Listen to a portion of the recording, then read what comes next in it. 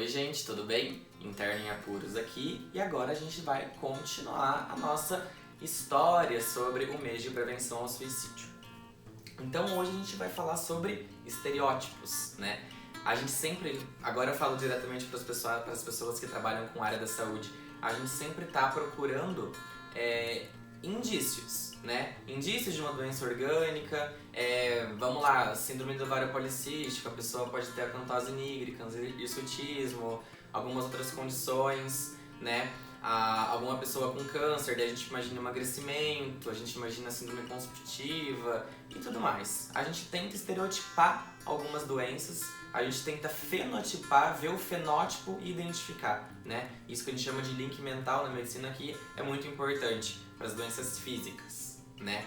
Agora, quando a gente fala em saúde mental, isso já não acontece. Então, como a gente vai falar de estereótipo hoje, eu já quero começar falando que não existe estereótipo em pessoas que venham a cometer suicídio. Não existe. Eu já falei lá no primeiro vídeo, quando a gente falou da história do Setembro Amarelo, o Mike M, o que as pessoas próximas a ele falavam? Eu não percebi, eu não tinha ideia do que estava acontecendo.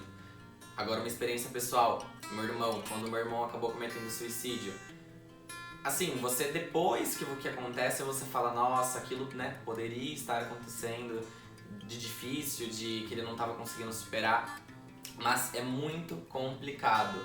Você não quer uma pessoa extremamente depressiva na sua frente e você falar, ela vai cometer suicídio. Uma pessoa com psicose, né, em mania, ela pode, sim, são fatores de risco, a gente vai falar, né, são pessoas que são do grupo de risco, mas é muito complicado, você não consegue colocar numa caixinha as pessoas que podem vir a cometer esse ato. É muito complicado, é difícil e assim, não estereotipem. A gente imagina que pessoas com uma depressão grave, com um transtorno bipolar, afetivo bipolar do tipo 1 muito grave, a gente imagina que pode vir a acontecer alguma situação desse tipo, por quê? Porque são um grupo de risco, como eu falei. Mas pessoas que não passam por isso e que não exteriorizam isso pra gente, a gente não consegue perceber. E isso não indica, não exclui a possibilidade dela vir a cometer algum ato como esse, né? Que é o ato do suicídio. Então, pessoas extremamente felizes, né? Vamos lá. Você acha que elas não têm algum problema? O que a gente aparece na câmera às vezes não é o que a pessoa realmente é. E isso acontece, né? Isso acontece muito. E pessoas, assim, pelo contrário, vamos fazer análise inversa, pessoas extremamente tristes. Às vezes elas estão realmente muito tristes, mas elas não vão vir a cometer o ato. Então, o estereótipo no suicídio ele é muito complicado da gente identificar, né?